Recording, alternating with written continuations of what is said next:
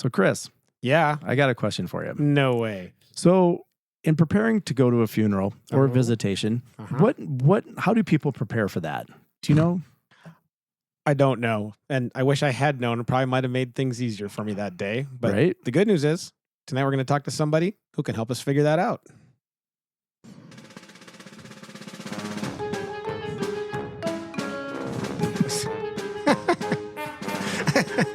Hey, this is Rod. And this is Chris. We are Unqualified And Unsupervised. the show where two guys try to figure out life after loss with no experts, no scripts, just experience. We're going to have the unfiltered conversations about hard topics that no one wants to talk about, but everyone should. Coming from a couple of guys who were forced to join a club we didn't want to join. So, Rod, what's going on this week? How interesting was your week? Oh my gosh. A little interesting. Okay. Just a little this time? Just a little bit. Okay. No, my friend Angie lives away. She lives in Coralville. And she has a little house about 3 blocks. I know Angie. Yeah, you know Angie. Okay. And so she has this little house about 3 blocks away from me. And I mow the yard for her. And so she has a little house in town here in town. Yes. But lives in Coralville. Yes. All right. Yes. Okay. All right. So I was wondering why you were going to her little house in Coralville. No. Got it. Okay. So the house is, as a crow flies, 3 blocks. Okay. So previously I was loading my mower in the back of my car, and I was driving 6 blocks to go 3 blocks. So what I do now is I go down, because in Clear Lake none of the streets go through, so you have to do that. Well, this is interesting because it used to be the old schoolyard, and when I was on the city council, we closed the street and made it one property, and then that developed with some townhomes. Got it. So anyway, now what I do is I walked in the block, and I passed through this backyard of these townhomes, and go across the street, and I access her yard. Oh. All right. So I've heard about the people in the townhomes get very possessive about their yard. Boy, of course It's the worst part of the walk, right? Because someone's going to come up. So I've been lucky up until the other day. So I go over, do the job. And so just as I'm getting this woman, excuse me, sir. Like, what?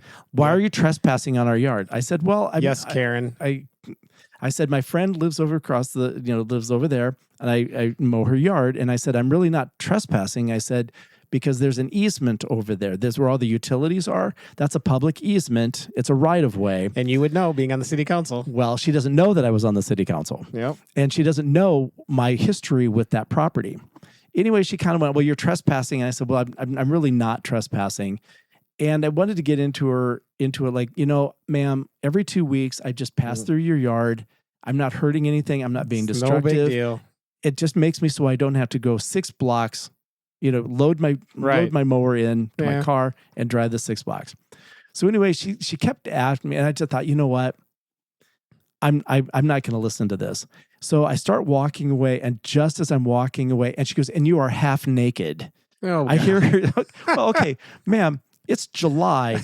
It's the middle of July. It's 75 degrees, and we live on a lake. Almost everybody's half naked all the time. Well, but ma'am, I've been out mowing a yard. Yes, I'm shirtless. I'm shirtless. I'm not. Big deal. But I just thought that was so funny. I just had to laugh. And you're half naked. Like, that's all you've got? You're getting a letter from the HOA, dude. Oh my gosh! And I'm sure she's one of those people that said, "Be on the lookout for this guy." Probably. Okay. The ring camera footage is going to get sent to the cops. 2 hours later, you can't even tell I've crossed the property. Right. You can't, the wheel marks. Oh, did you mess up her little straight crisscross lines in her yard? I must have done something. So part of me wants to go to some of one of the town people, the people that live there, and just say, hey, every 2 weeks, is it okay if I just cross on your yard? There's an easement here. Pick the one right next to hers. Oh, geez, that would be funny. Because then she can't say anything. That's evil, but I like it. I like it. But no, but just, I'm just crossing a yard. I'm not hurting anything. I'm not being destructive. Right. I'm not doing anything. People get uptight about the dumbest things. But I felt really bad because it's like, this is all this woman has to do is to look out her window and catch people walking across her yard. Yeah. Yeah. Ma'am, it's grass. It's going to outlive us. You know what? If you want to walk across my grass, go right ahead. Well, but I really don't care. But the half naked part just made me giggle all the way hilarious. home. And you're half naked. Oh, I'm jealous. Are you jealous, lady? Is that the problem? You want to be half naked too? Right. You just don't feel like you can? Oh my gosh. But anyway, I it makes us think that, we do get into our own little worlds. And we do. Well, and then you have your own expectations of how things are supposed to be. Right. Which kind of leads us into tonight. What we're talking about is expectations at a visitation and at a funeral. Right. How do you dress? How do you act? What are the proper things to say? Those kinds of things. Yeah, exactly. So we have Jamie. Yeah. Yeah, will be with us, and we'll get to talk to her about all of that. Well, Chris, here we are again. Yep, we just can't seem to get away from here. No, this is good. I know, right? So keep coming back. The topic tonight is going to be interesting because what I run into at the funeral home a lot, I observe people, they don't really know how to prepare. They don't know what to expect when they come into the funeral home or for a visitation or a funeral. And so, I didn't. I was like, I don't know how to deal with this, and how I'm supposed to be, and what I'm supposed to do, and how do I get my boys ready? What do I put them in? And God, so it'll be good to talk about that. Right. So give people an idea. We've invited Jamie to join us tonight. Yeah, welcome, Jamie. Thank you. Hello. Appreciate it. Yeah, thanks for coming in. Go. It's your turn. Oh, already? No. we could do that. No. But as a veteran, tell us more about how you got started, Jamie. Tell us your background. Yeah. So I'm from North Iowa. Originally grew up in Osage. Have my family that all still lives over in that area. Green Devils. That's right. Go Green Devils. For life. So about that time in high school, when you start thinking about what your future looks like, I always knew that I wanted to help people, but I don't have the composure to serve in healthcare. As far as I'm not somebody that you want in an emergency, right? Okay. Fair enough. But about that same time, my great-grandmother had gotten sick and ended up passing away. And she lived up in the Rochester, Minnesota area, so fairly close. But one of the things that was a little different about that was the funeral director happened to be a female. And in the town that I grew up in, there, to my knowledge, has never been a female funeral director. So I never viewed it as something that might be an option for me, just because it was something I'd never seen before. But after her service, I got to thinking, well, maybe that's a way that I could still help people, right? But could do it in a capacity that served my personality and my character a little bit better. So when I initially was going to NIAC, I was visiting with funeral directors in my area. I think this might be something I want to do, and I'm really not sure because I don't really know what all goes into it, because unless you've done it, you really don't know. I got no idea. Right. Exactly, right? And so their advice was you're going to NIAC, try and find a funeral home in Mason City to work for. So I ended up getting a hold of David Moore, ended up being able to work for him. I worked out that summer in the cemetery that he owns. Then in the fall was able to join in at the funeral home where I washed cars, mowed the lawn, cleaned the building, things like that, and just slowly kind of acclimated myself to what life in a funeral home looks like. And did that while I was going to NIAC, decided I think this is something that could suit me, I could be successful in. And kind of the rest is history. So I first started working for Dave in 2008. Here we are now almost 20 years later, which really doesn't seem right, because didn't I just graduate from college? And now here it is 20 years later. And I was almost say you're only 23, right? Exactly, right? Yeah, exactly. So here I am. And it's been a really good fit for me here. Dave has been a wonderful mentor to me and just has given me a wonderful career and profession. So I've been really blessed in that respect. Wow. So after NIAC, though, you had to go to mortuary school. Yes, I did. I went. So there's an actual mortuary school. It's not like a major at another college or anything. Well, it can be both. Oh, okay. So it depends. There are standalone mortuary schools. Okay. Well-known ones would be like Warsham or the Dallas Institute of Funeral Service, things like that. Pittsburgh has one as well. I went to DMAC, which in Iowa is the only higher education that is offered for mortuary school in our state is at DMAC. So that's the Des Moines area community college, right? Yes. Yep. So in Iowa, you do have to be a licensed funeral director in order to practice as a funeral director. So it's an embalmer and a funeral director license. So it's one license, and you're able to conduct yourself in both manners if you should so choose. So there's places you don't have to be licensed? There are places you don't have to be licensed. Interesting. Most states differ a little bit between the two. A lot of the times, if you don't have to be licensed, you'll see that oftentimes with like a funeral arranger, someone who is helping the family plan a funeral, things like that. Almost always an embalmer has to be licensed. Okay. So like the opposite of a wedding planner, you're a funeral planner. Yeah. You know, that's what my friend Dan always used to say. It's like funeral planning's like wedding planning. What it takes them to do, 6 months to a year, we do in about 3 or 4 days. Yeah. So, Sure, that makes sense. Well, that brings up pre-need for me. Since I've started working there, I'm like big on pre-need. It's like, because that's the best description. You're planning a wedding in 4 days. The equivalent of that. Yeah. You want to get that. You don't want to miss anything.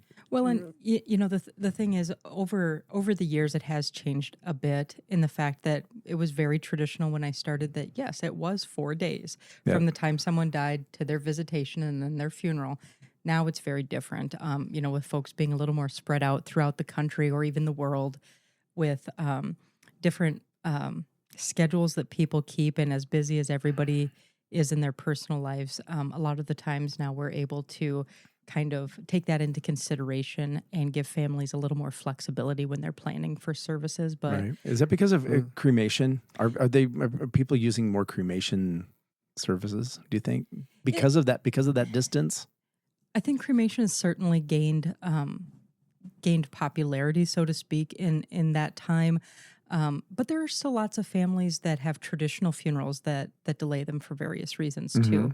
The big one would have been, of course, we always come back to it, but COVID times, For sure. where we were having to delay services by larger than normal time frames. So, at that time, we were restricted by the governor as far as what we could offer to families. They were very, very small gatherings that we could offer at that very first influx of being able to offer funerals at all.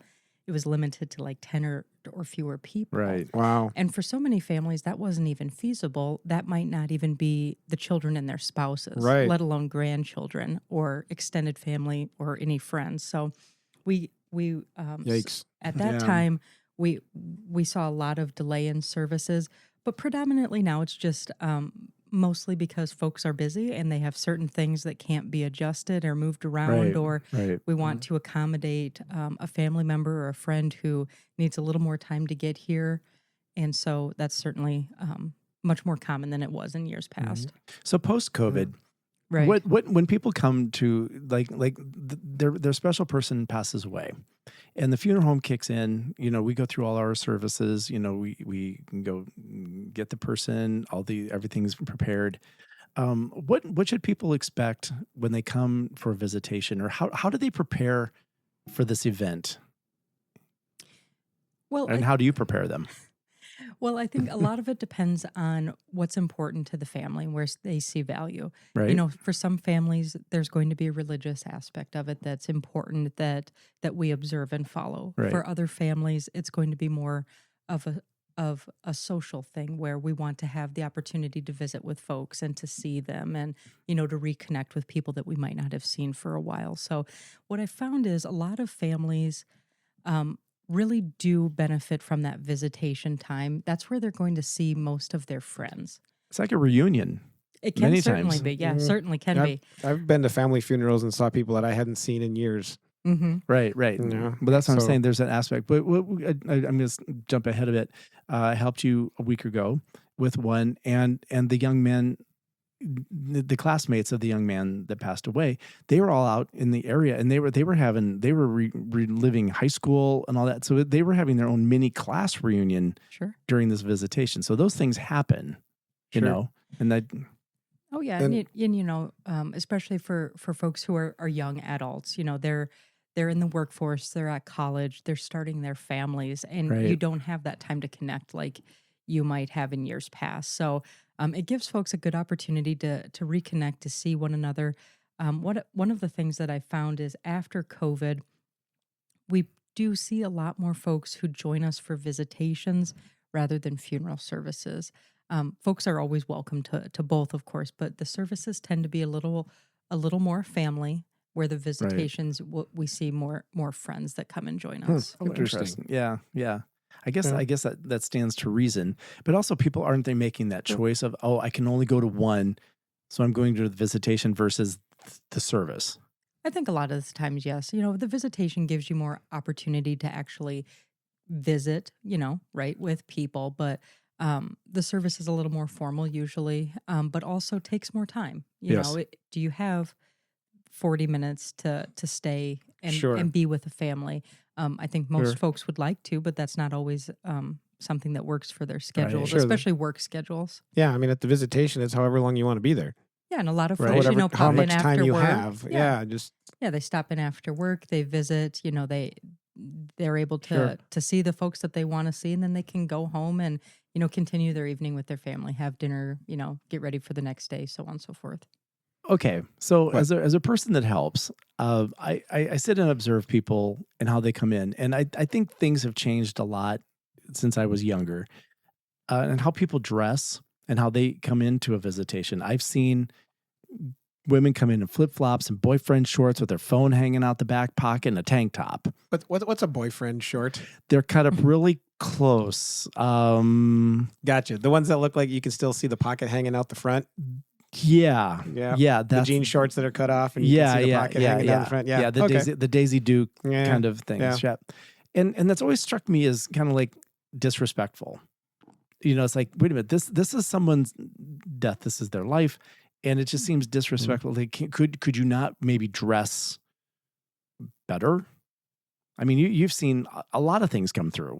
Oh, sure. Lots of folks and lots of different comfort levels. Right. The thing that I would cycle back to, like you said at the very beginning, a lot of folks don't know what to expect. Right. A lot of things have changed over the years. When I first started working in funeral service, it was very common for everybody in the immediate family for gentlemen to wear suits and ties. Yes. That is no longer the case. And I don't know that that's necessarily a bad thing. Most gentlemen, young men, middle-aged men, older men, many don't own suits at all, or ties for that matter. So I think the important thing is that people are there and they're coming and they're supporting their family, they're supporting their friends. As long as you're there, Well, but there are themes. Well, and I did that. I mean, you had a theme? With a suit and tie. No, I didn't do a theme. My theme is, oh, good God, I don't know what I'm doing. Get me through this. Yeah. Good God. But the first thing I did, she died overnight on Sunday. The first thing I did Monday when we got up is I sent the grandparents with my boys to buy them suits.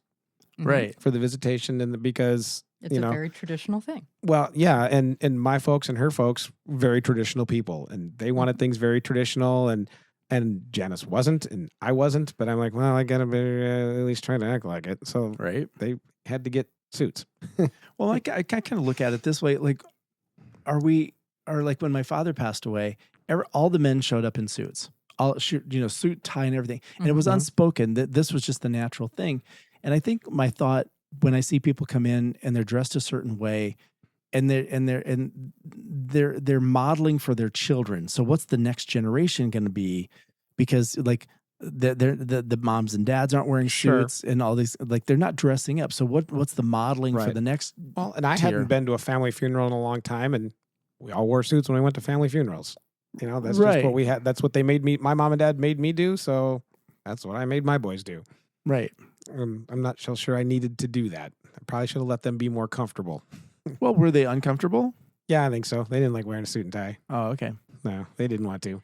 Well, and I think that's a good point too. So many folks aren't used to wearing one at all. There's certainly a segment of folks professionally that are used to wearing a suit and tie. A number of my friends are very comfortable in them because that's what they dress in every day, myself included, not the tie portion, but I wear, slacks, a suit and jacket every single day. And to a certain point, it's like, this is just what I do. I'm used to it and I'm comfortable in it. There's so many people that professionally, regardless of what they do, have society shifted away from that formal type of dress, right? Especially in Iowa. Right. Yeah. Well, I like the fact that our attire that we're required is a suit and a tie, because I kind of liken it to restaurant work. I like it when the wait staff looks better than the people coming in, and I think that's what it says about us. It's like you can You're pick better than the people coming in. Is that what you're saying? Ooh. We're gonna edit this out, right? I'm going to inject in that one. We are not better than the people coming in, but I think it does convey that there's a certain element of sacredness to what we're doing. Right. Sure. And professionalism. It's important to us that we acknowledge that what we're doing is sacred to these families, to our community. Yes. And it also gives folks who maybe aren't familiar with our building, with our city, with our area, who are visiting us, a point of contact if they have a question. When you see somebody in a suit with a lapel pin, it signifies like, this is somebody that I can ask a question. Right. Whether I'm looking for a restroom, needing to know what time I need to be at a church the next day, asking, where a service is. It kind of differentiates us from the general public, and we're a safe place, so to speak, where if I have a question, I can go seek somebody out in that blue suit and ask them. Yeah, what she said. What she said. said. So much better than she you covered did. your ass, is what she did. I don't think it's mine. Oh well, whatever. But no, but that's I'm where not the one who said that's that. where I was going with it, because I knew that's what you meant. Because we stand out, because we have the tie, we become very approachable. Like what time? What time do? Well, you look like you're somebody who knows what's going on. Right. If they only knew half the time. Yeah, I know. I'm trying to give you the benefit of the doubt here. I know. No, but usually, if they come up and they have a question for me, I'll say that is a director's question, and you'll need to ask, Jamie or one of the other directors. Yeah. I said, because I may know the answer, but I also don't want to give a wrong answer. Right. And that is a director's question. Well, what will happen to the flowers? Well, we take care of that, or we make sure these things. And a lot of times I don't know what the arrangements have made, what the director agreements they've made with the clients. So that's where I was going with that. Not better or worse. It's just the suits. Different. The suits make you stand out, and I agree with Jamie in the fact that it's a respect that we offer the family, that this is important business, and we're dressed accordingly to how we feel about the event. I mean, sure. This is a respectful way to dress. I agree totally. I know that's what you meant. Did you? I did. Oh, geez. All right. It's just more fun to get it out of you this way. There was something earlier, Chris, that before we went on, there was something that you wanted to talk about that we talked about last time, and it's escaping my. Me? Yeah. Well, have you ever had any really weird requests for people at a visitation or a funeral or thinking offhand, nothing necessarily jumps out that's right at the forefront. I do think that I appreciate when families have certain requests, because I think it gives us an opportunity to make things personal for them, and I think that that's important. Sure. But things that come to my mind, if there's been lots of times where somebody who is like a car fanatic or a gearhead, something like that, where they've brought in one of their restored cars. We've parked it out front. And that's just been a cool thing for folks to see as they come in, something that was so important in this person's life.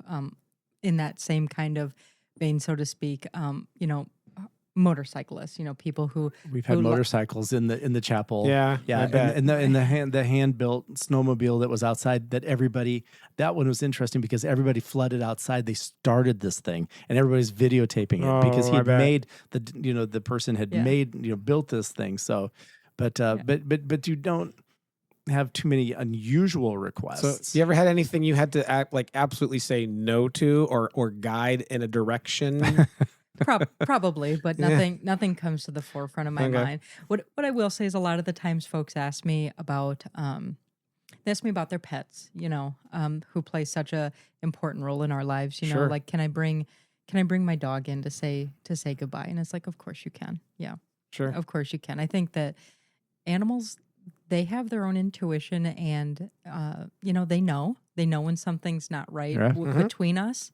Absolutely. They know when the environment has changed, when somebody has passed. And so I've had lots of families that have said, is it all right with you if I come in and I bring in, my dog or my cat, and of course it is. It's always fine. We always try and schedule that for a time where they can have a little more privacy, just so that the animal doesn't feel overwhelmed or stressed out around a large group of people. But that's probably one of the more common kind of unusual requests, so to speak, that we get. We've had some other ones, and the general rule is as long as it's legal.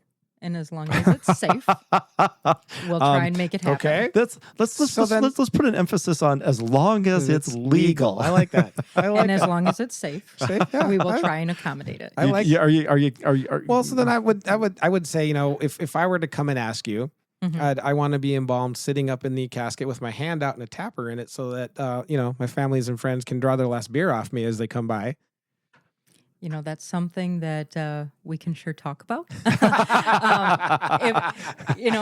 Back to Rod's point, I would recommend some pre-kneading and writing some of these things down ahead of time.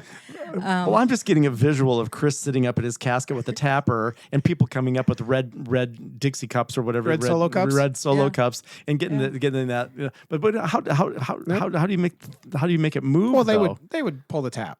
It would be like an actual tap handle at a. I'm thinking like an actual tap handle at a brewery.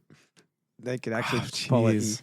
I've read articles where funeral directors have honored those requests. So as long as it's legal, as long as it's safe, right? We'll do our best to accommodate it. And logistically feasible, maybe. Exactly. We'll do our best to accommodate it. Oh my gosh, that's great. Well, but getting back to your comment about the pets, we were having that conversation before we went on tonight, because a comment had been made with the gentleman we just interviewed about respite care, and how when he's been there, he's observed the actions of the pets, like the dogs, the cats, at the time of someone's passing. Like the dog will be there, and all of a sudden, like minutes before the person passes away, the dog will leave. And I know at the nursing home, they've noticed that they have a resident cat, and the cat will go lay on or sit on the lap of the person. That's close to death. Yes. And I'm going to go back to Jeff for just cats. a second. When he was still at the house, and we were talking about this one day, and one of my cats went and sat on his lap. He goes like, "Should I be concerned?" I said, "No, I think you're good." Because he was like, "Okay, if that's true, and the cat is a predictor of my passing, am I in trouble here?" Yeah, probably. But he wasn't. But we were talking about how sensitive we hadn't figured out what it was. Like, what is it about the pet? Like, what do they sense? Is it a smell? Is it an action? Is it a breathing? Is it a barometric pressure? Well, but so then on the other side of this, though, when the person's already passed, have you noticed behavior in animals? The way they react to? Yeah. So I mean, I think it's a little bit of both, Rod. I think that is probably a scent thing. I think it's probably a change in bodily chemistry type of thing, hormones, things like that, environmental changes. But yeah, when folks bring their pets in, it's always a very curious thing for pets, and it's always, in my experience, been a very calm thing for pets. Not every pet is calm. Laid back. If you've got like some especially dogs are a little more high strung. But it seems like when we're in that environment, and again, we do try and take that into consideration, that there's going to be a lot of stress for that pet, or potential stress. So, we do try and be, give them an environment where they can be comfortable, so to speak. But it seems to be a very calming thing for them, and they're very curious. And they seem to like to see their person, to have a few moments with them. And it's hard to explain unless you've seen it. Because I really do feel pets react to people's deaths, and I think that they understand and they grieve and know that. And I think they're also wonderful support for other family members. Right. Once that death has occurred. Is there a time where an animal can't be there? I think again, it kind of depends the situation. If we're talking something where it's that family just privately bringing their pet in, right? As long as they're not going to cause damage to the facility, of course they're welcome.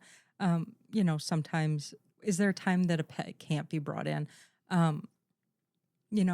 I don't know that I've encountered an issue like that where for some reason they weren't able to. Okay. That would seem to be more in terms of the behavior of the pet. Well, I was And the thinking, pet's was there ability a to handle law? being around the people, and Was there a law that prevented pets from being Oh. there? That's where I was thinking. Sure. Yeah. he was going to the legal side of the question of what Yeah. you can have. Yeah. Like Just flipping that coin. Yeah. There Yeah. you go.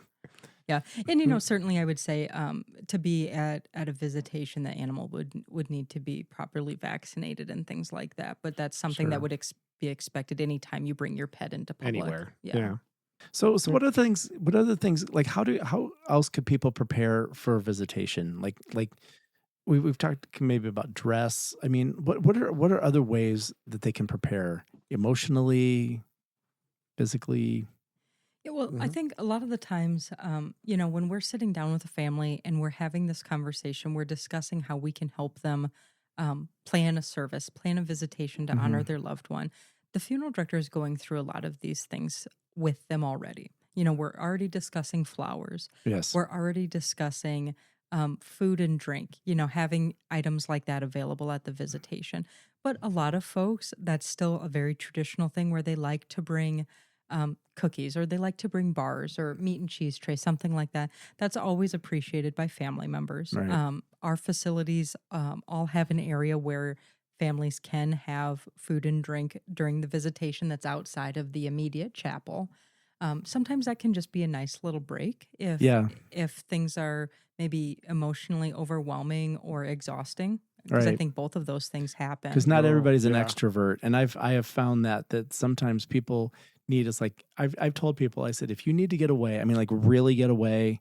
I said, I know all the little places that you can hide out, because I've run into that a few times where people are so introverted and they're overwhelmed with the loss of their loved one that they do need a special place where there's like no contact with anyone. Or Oh, just a couple minutes to have some quiet time Yes. and to kind of recenter and just decompress for a minute. And it's like, now I can go back down and talk to more people. Yeah. I may have gone into the bathroom and sat on the toilet playing Candy Crush for about 15 minutes Mm-hmm. during Janice's. Did you really? Oh, yeah. Yeah, just a little bit. Like Yep, I need a couple minutes. I didn't know where else to go, and I didn't want to go outside because somebody would follow me. Right. Right. But you know where they don't follow you? Into the bathroom. This is true. This is true. And you know where they really don't follow you? Into the toilet stall. This is true. And they don't talk to you when you're in there either. I hadn't So thought about that. Go lock just- yourself in the bathroom for a I while. just sat there. I bet I was there for about 10, 15 minutes just playing Candy Crush, just getting my mind completely off of everything. Right. Well, no, but I also noticed that when families, they're encouraged to bring things in, memorabilia, Of course. photographs, and things. I've seen some that was like kind of over the top, where you've got tables and this and that and the other thing. Yeah, and I think it always depends on the family themselves. You know, Right. some are very sentimental, some are savers, where they keep each one of those accomplishments and Mhm. certificates, things like that. The baby teeth. Yes.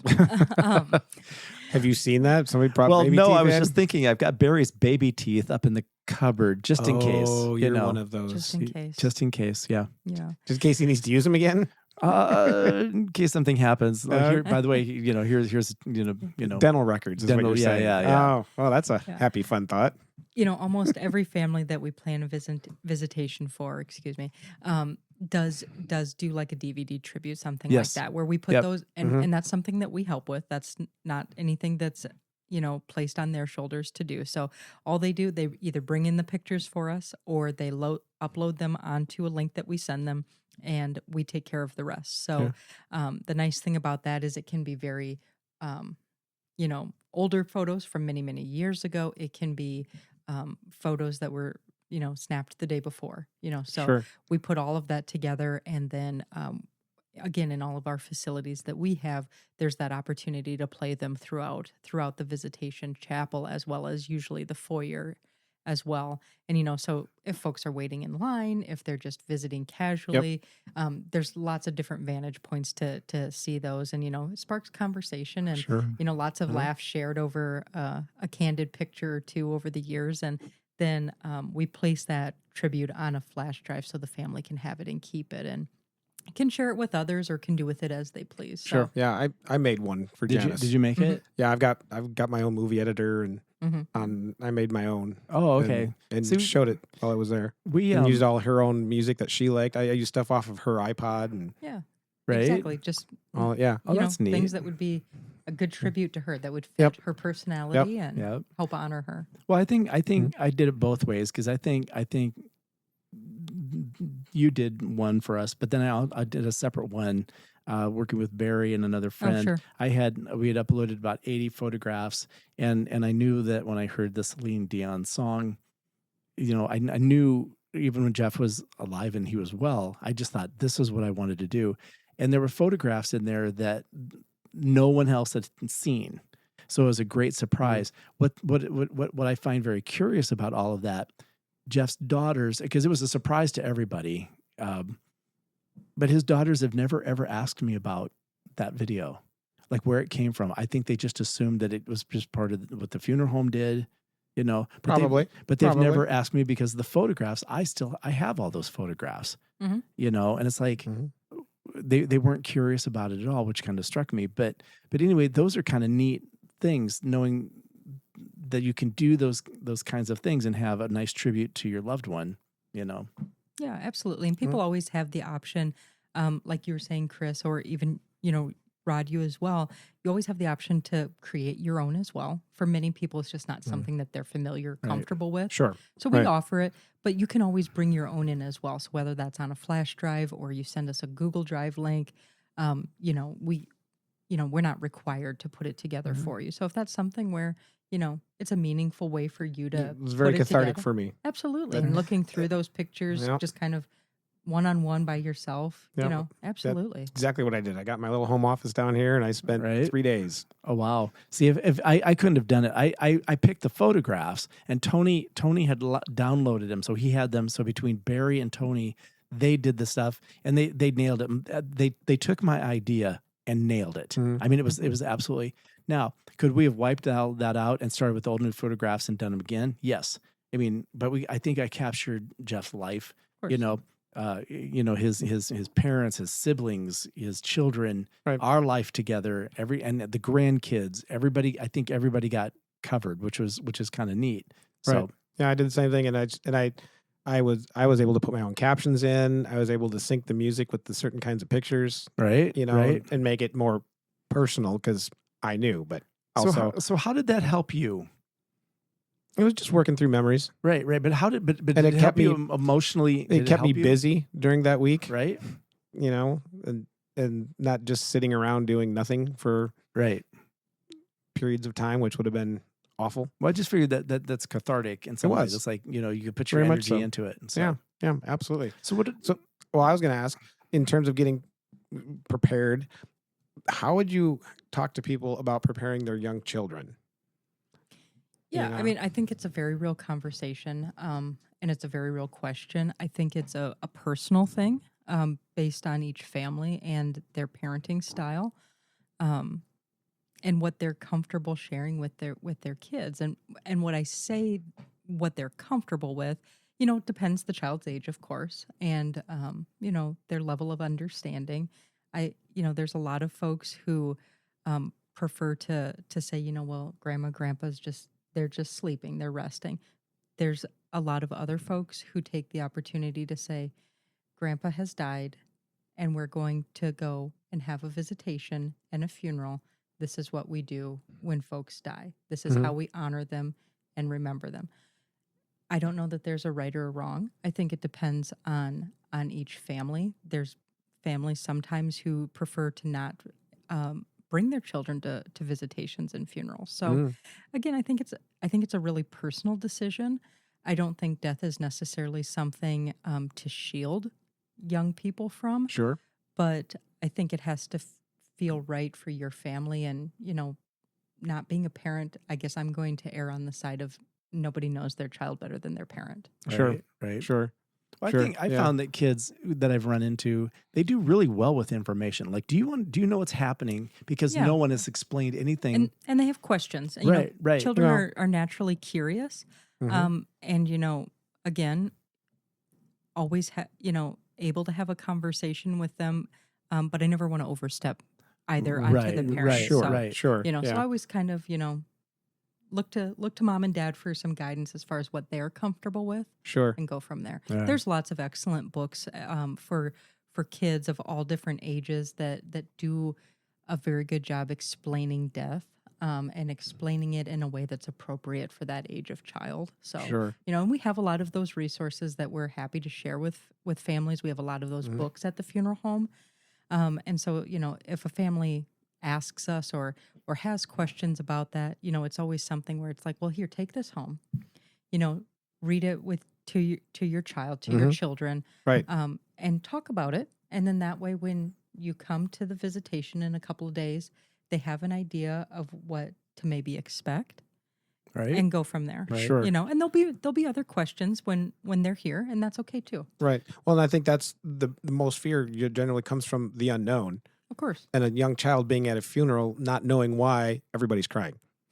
Yes. Right. And Right. not Right. Like, what's this well, all if about? Grandpa's just sleeping, why is everybody crying? Sure. Is this, is this a bad sleep, or, I don't know. And I saw that in my own like nieces and nephews when my grandmother passed.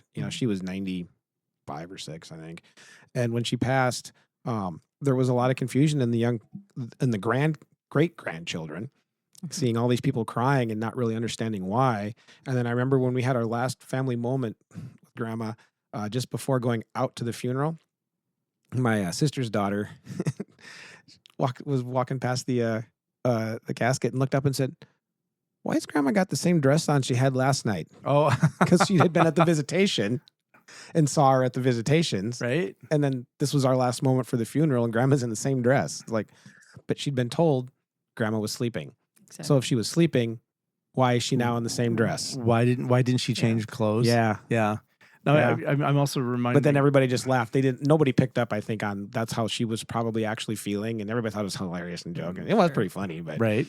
How observant. yeah. Yeah. But I think that's why I bring that up. I think it's important for people to at least think about how they want to deal with that and approach that. Well, I'm going back to Barry when his grandfather died, or rather suddenly.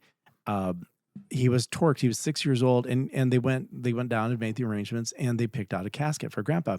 And he got home, like he fully expected them to take him out of school and go down to the funeral home with them and help. So anyway, we were talking to Dano about that, and Dano goes, "Barry, come with me." And this was at the time when the caskets were in the basement. That's where there was.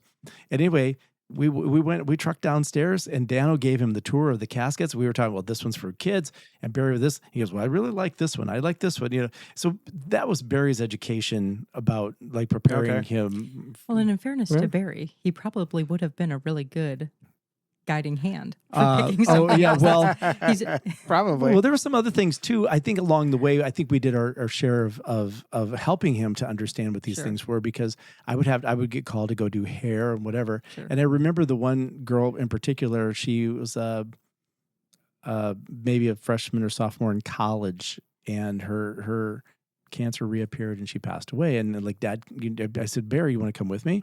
Sure. So he got used to going with me to that. So death didn't scare him.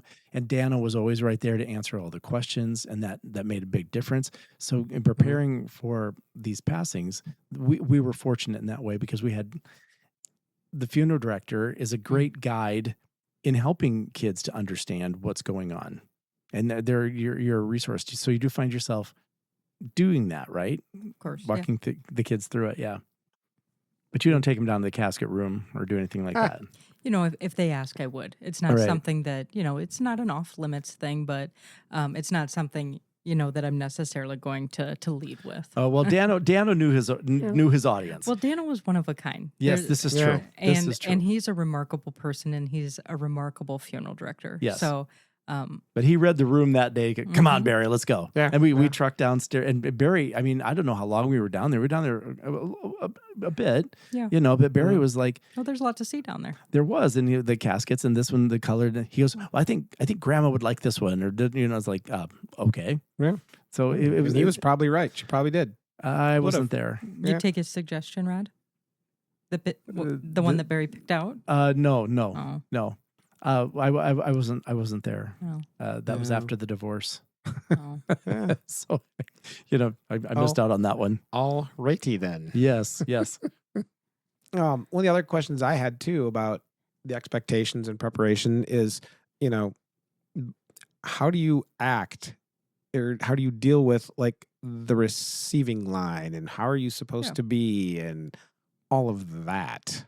Well, I don't know that there's a right or a wrong, because I think again, it just depends on each individual family and what's best for them.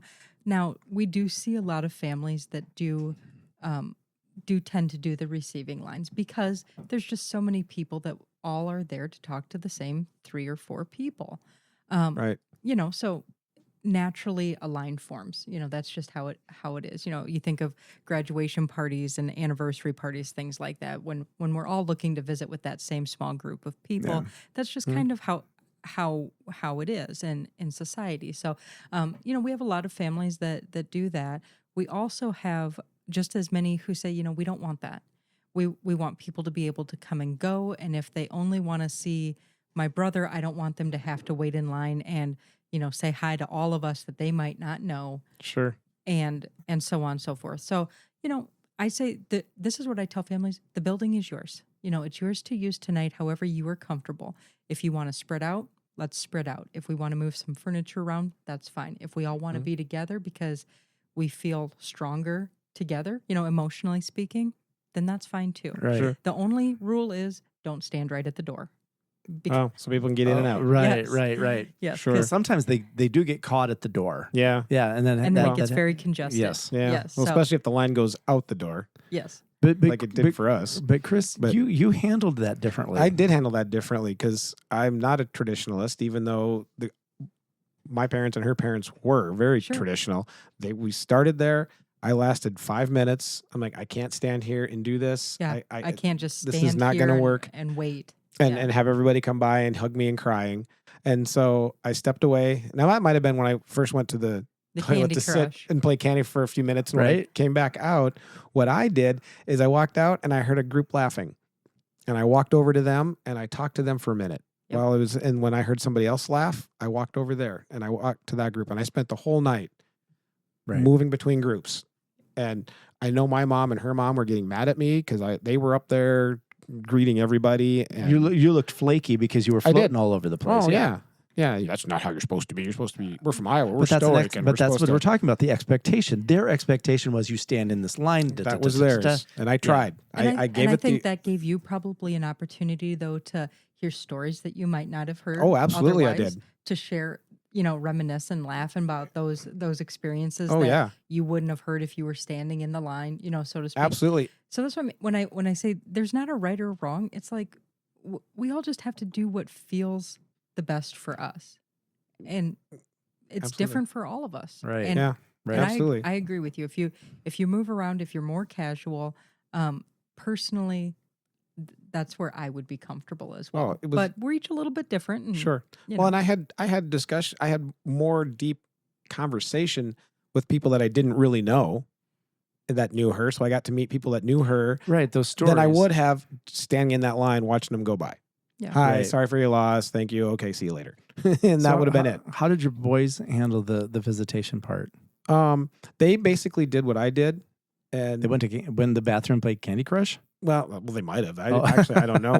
They might have. Okay. Probably Fortnite or something like Oh, that. right. you know. But no, they never did stand in the line, and I absolutely stood up. I'm like, they're not standing here. They're not doing this. Right. They Well, don't. they They wouldn't don't have known. want to. They wouldn't have known. They didn't know people. anybody, and that's not the place to meet them, Right. and learn who they are. So they just kind of went out and hung with family members, and just kind of stayed in the background. Right. And that's what they were comfortable with. They're introverts. They didn't want to be out talking to anybody anyway. Right. So Yeah, because sometimes the family is kind of tossed in. Like I was fortunate, that I did the receiving line with Jeff. It was Mhm. me. Then I can introduce Barry to them, and then Jeff's daughters were there. So that worked for us. I do remember the director coming over, going, "Rod, we need to hurry this up. There's a big line here." I'm not naming names. Weird. She was probably right, though. She was probably absolutely right. She was probably helping you. Yes. You know, I bet to make she sure that you was. She was probably thinking, I want to make sure he has an opportunity to visit with everybody. I'm sure this was exactly the intent. And I bet you have some real insight into what she was thinking, don't you? Well, I mean, she sounds like a smart gal. Well, also, hard to believe Rod would talk long enough to keep the line backed up. But that was what I was running into. It's like people were coming up and telling me things. I got caught there too. But anyway, I felt fortunate in the fact that I felt totally supported. I wanted for nothing. The staff, everybody was so wonderful, in helping me through it. And I had the same experience. Yeah, I can't say enough.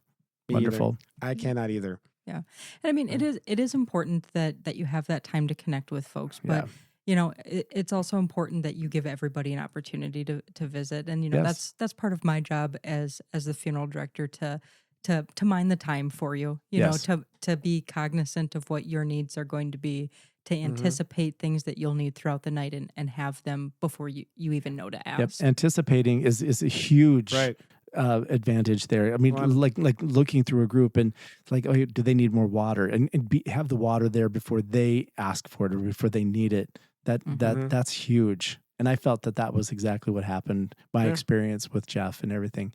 I had the same experience. Yeah.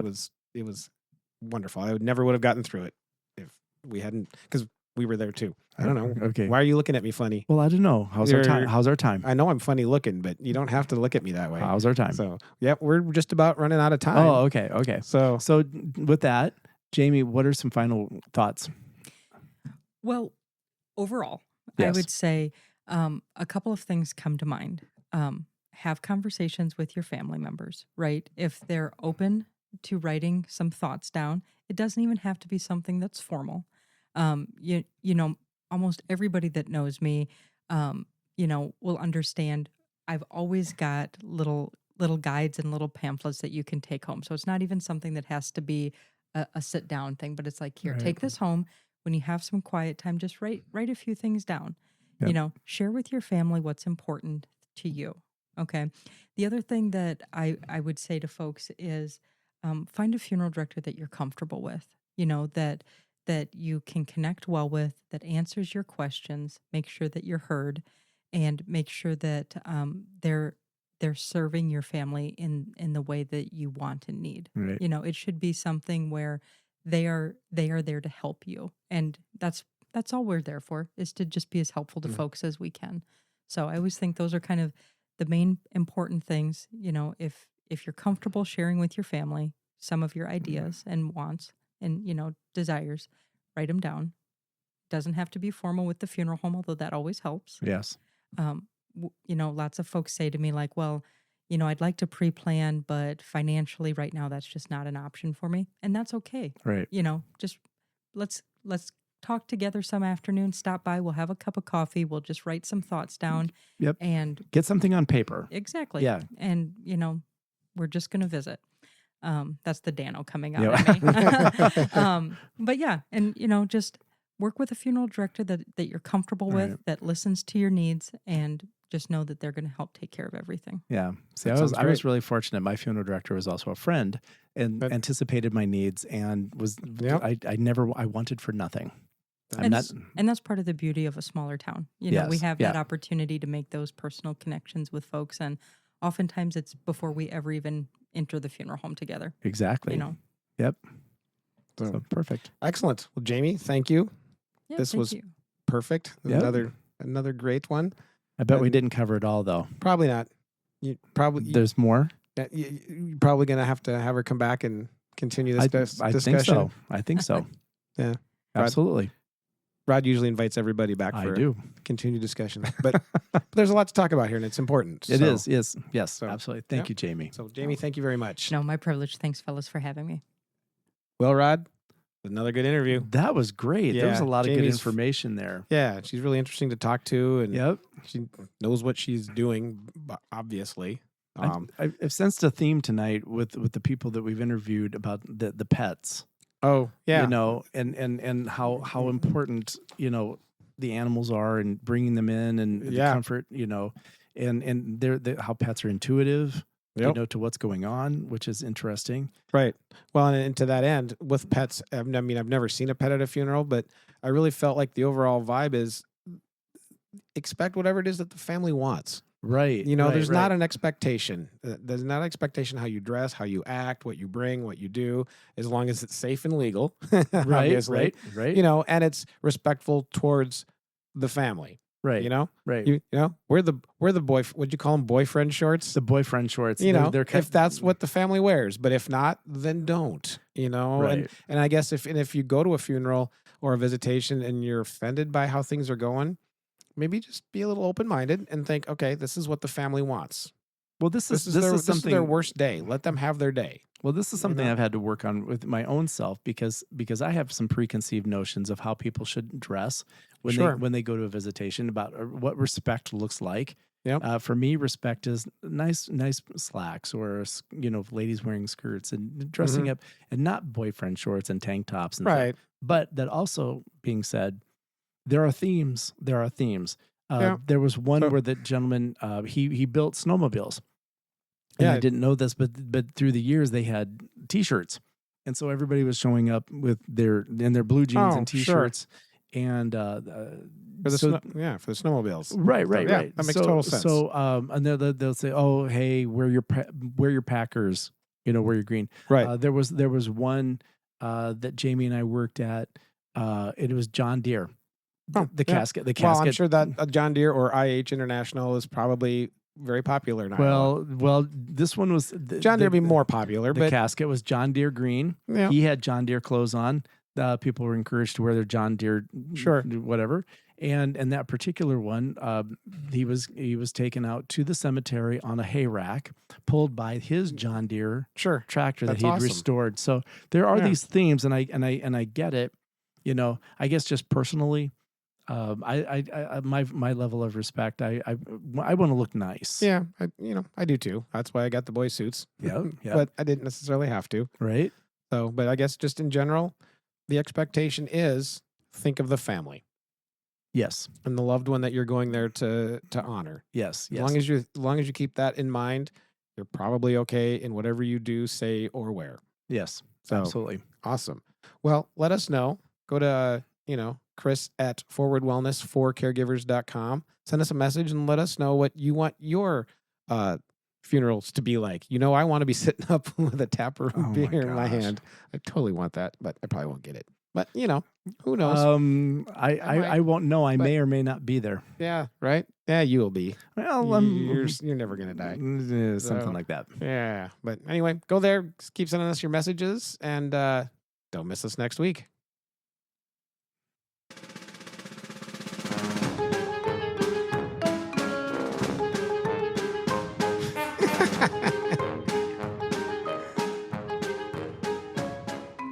Hey, Chris, I think we had another good show tonight. I think we nailed it. I think we got knocked it right out of the park.